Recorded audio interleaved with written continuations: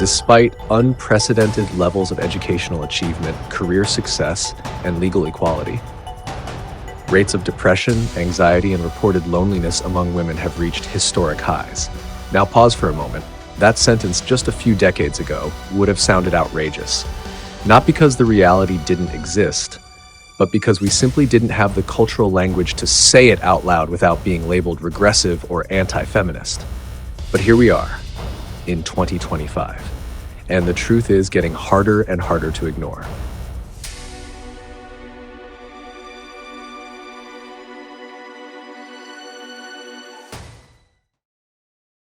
Women today are more liberated than any generation in human history, and yet so many report feeling isolated, overwhelmed, and paradoxically more trapped than their grandmothers ever did. Now, before we go any further, let me be absolutely clear about what this conversation is not. This is not a call to rewind history. This is not about taking away rights or romanticizing the 1950s. And this is certainly not an attack on feminism. What this is a gentle but honest invitation to examine something uncomfortable, that perhaps, just perhaps, the version of liberation we were promised was a more complicated transaction than anyone anticipated. You see, we were told that once women were free to pursue careers, own property, control their bodies, live independently, that happiness and fulfillment would follow naturally. The equation felt simple: remove barriers, increase well-being. But that's not exactly how it played out, is it? What we got instead was something more subtle, more confusing. We got women who achieved everything they were told would bring happiness, only to discover that the success felt strangely empty. They followed the blueprint, and then quietly asked themselves, is this it? Now, maybe you're thinking, maybe they just need to be more grateful. Maybe they just need to lean in harder. Maybe it's them, not the system. And listen, that instinct, I get it. It's the same instinct we all have when someone has the ingredients for happiness and still ends up hungry. But what if the recipe itself was flawed? What if the liberation that women fought for and won was built on a blueprint never actually suited for the female psyche, the female body, the female rhythm of life? What if we rushed to burn down the old system without asking if the new one we were building was ever meant for human flourishing? Let's try this analogy. When you go to a restaurant and get a menu, you feel like you have choices: chicken, fish, vegetarian. But did you design the menu? Or are you just choosing from a list someone else created?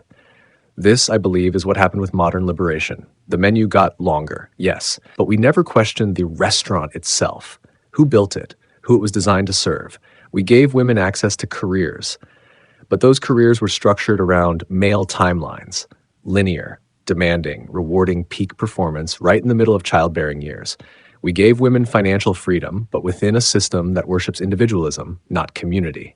We said, you can have it all, but never asked who decided what all even means.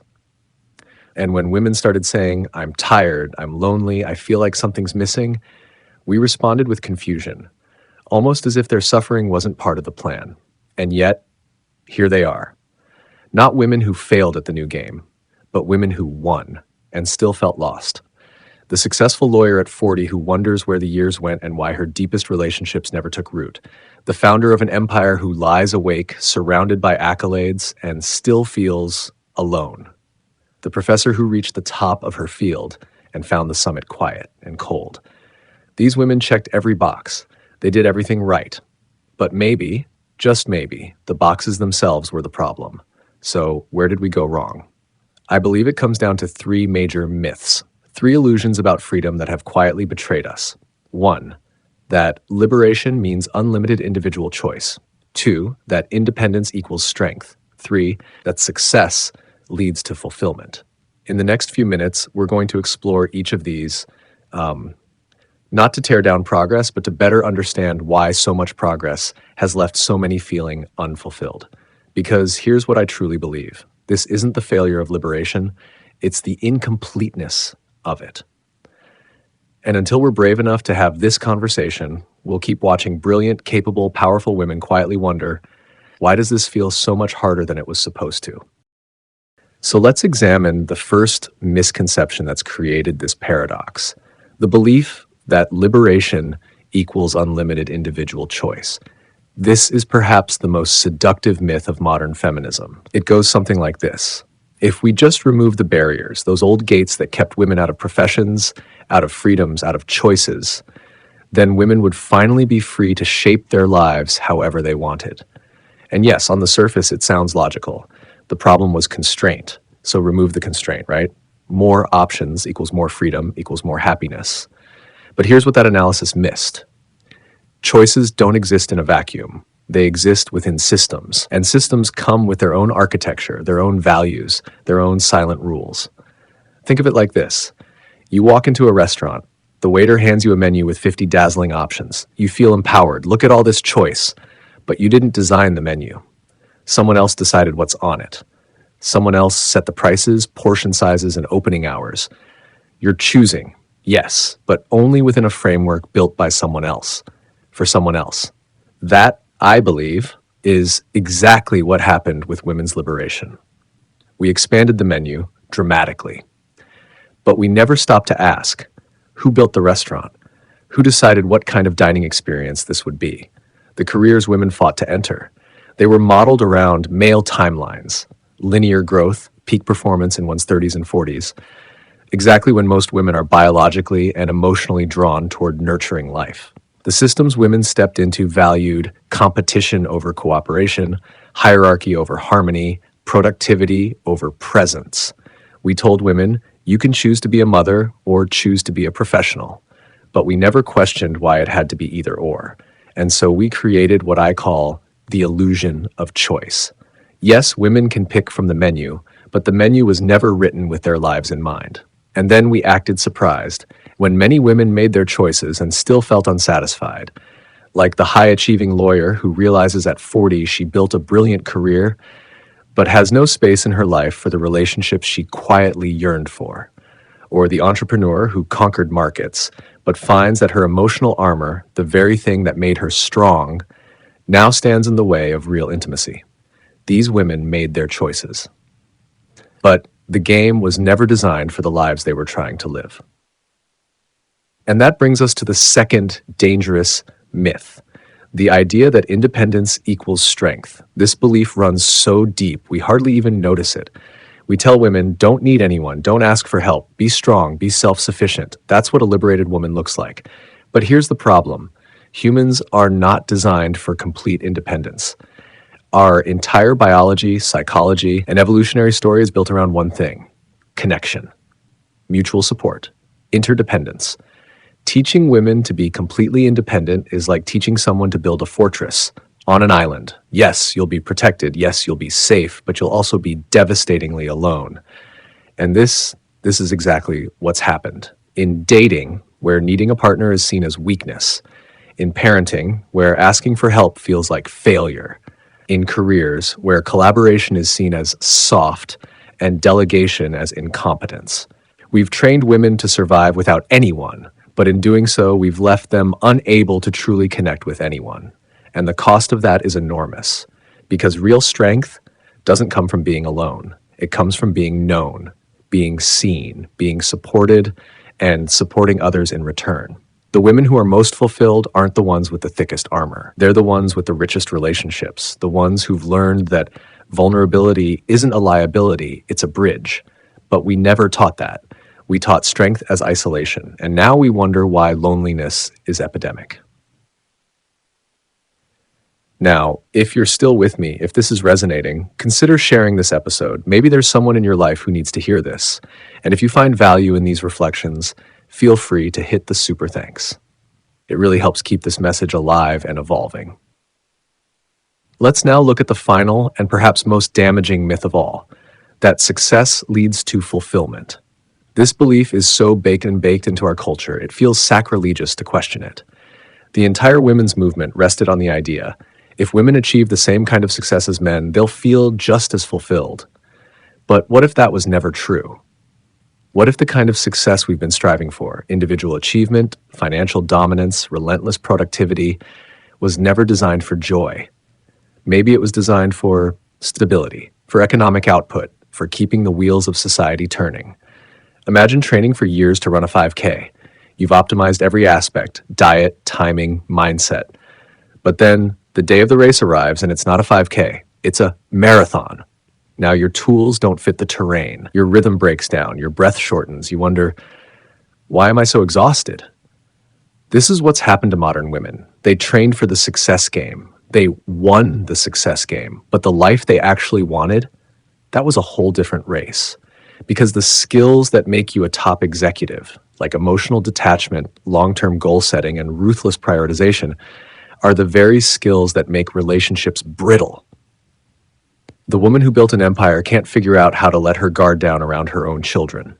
The one who can pitch to investors can't understand why she feels nothing in a room full of people who love her, because somewhere along the way they stopped being human. They became optimized, yes, but not fulfilled. And it's not about men or women, it's about the game itself. A game that rewards power but punishes tenderness, that rewards control but punishes vulnerability. And the irony is that the very qualities we suppress, softness, surrender, emotional depth, are the very things that make life worth living. So what are we left with? A generation of women who have everything they were promised: degrees, titles, bank balances, independence, and yet feel more alone, more unseen, more disconnected than ever. This is the real paradox of liberation. In trying to make women successful by masculine standards, we taught them to cut off the deepest parts of themselves. And now it's time to ask a bigger question. What does it really mean to be free? Because if freedom only takes us further away from love, connection, and meaning, then maybe it's time to rewrite the definition entirely. If this struck something deep within you, if it gave you words for a feeling you've never been able to name, then don't keep it to yourself. Subscribe, comment, share. Let's bring softness back into the conversation. Let's redefine what it means to be strong. And let's stop pretending that success is enough, because you deserve more than just a seat at the table. You deserve a life that nourishes your soul. So let's step back for a moment and take it all in. The loneliness so many modern women feel today, it's not a failure of liberation. It's not proof that women should just be grateful for what they've got or try harder to appreciate the opportunities they've been given. And it's certainly not an argument to return to some imaginary past where everything was simpler and women had fewer choices. No. This loneliness is the consequence of incomplete liberation. Let me explain what I mean. We freed women from the old constraints, but we never stopped to ask, were the systems they were being freed into ever truly designed for human flourishing? Or were they simply optimized for a very narrow definition of success, one that worked well for a particular demographic in a very specific time? We opened the doors to more players, but we never questioned the game itself. And that's why so many women today, intelligent, capable, accomplished women, are quietly asking, is this it? They followed the playbook. They did everything right. But somewhere along the way, the playbook stopped making sense. Because it was written for a different world, a different psychology, a different kind of human being entirely. So here's the real issue. It's not tradition versus liberation. The deeper issue is that modern womanhood now exists in a liminal space between two paradigms. We've dismantled the old sources of meaning, but we haven't built anything solid to replace them. And in that gap in between, that's where the loneliness lives. So what would complete liberation look like? Well, I believe it starts with a shift, a deep, radical shift. It's not about granting women unlimited choices within the old system. It's about giving them the power to reshape the system itself. It's not about proving that women can succeed by masculine metrics. It's about asking, do those metrics even matter anymore? And it's not about teaching women to be islands of independence. It's about building something far more meaningful: interdependence, community, sustainability, connection. Let me offer you 3 pillars, 3 foundations of what I believe authentic liberation could be. 1, conscious choice over reactive choice. Too often, choices are made in reaction to what our mothers couldn't do, in defiance of what our grandmothers endured. But conscious choice, that's different. It's asking, what do I actually want? Not what I should want, not what makes the best feminist statement, not what proves a point. For some women, that answer might be a career at the top. For others, it might be family, community, and motherhood. For many, it's a mix that doesn't fit any traditional mold. The point isn't what you choose. It's that you choose it from within, not from expectation. Master 2, interdependent strength over isolated independence. We've glorified independence. We've taught women to stand alone. But what if strength isn't about being alone? What if it's about building something together? Needing others isn't weakness, it's wisdom. Support networks aren't a luxury, they're the backbone of a meaningful life. This could look like multi-generational families that actually function, professional environments that prioritize collective success, romantic partnerships rooted not in identical roles but in complementary strength, friendships that go far beyond DMs and birthday posts. We don't need less connection, we need more real connection. 3. Values-based success over metric-based achievement. We've measured success by resumes, titles, promotions, likes, followers, degrees. But what if success is something quieter, something deeper? What if it's a life that aligns with your internal compass, a rhythm that balances work and rest, a contribution that's felt, not just counted? What if the things that bring you peace and purpose never show up on a spreadsheet? Authentic liberation invites women to define success for themselves and stop apologizing for it. And let me be crystal clear, this isn't anti-feminist. This isn't about going backward. This is about going further. The first waves of feminism open the gates. This next wave, it builds the new landscape. The goal isn't to help women win at a broken game. It's to create a new game entirely, one where everyone can thrive. But that vision won't come from women alone. It's going to take all of us. It means men must ask, do these success metrics even serve us either? It means employers must realize talent comes with complexity, and honoring that isn't a burden, it's an investment. It means communities must rebuild the social ecosystems that industrialism shattered. Caring for elders, raising children, maintaining social bonds, that's not women's work, that's human work.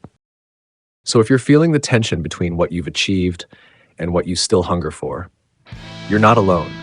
You're not broken. You're not ungrateful.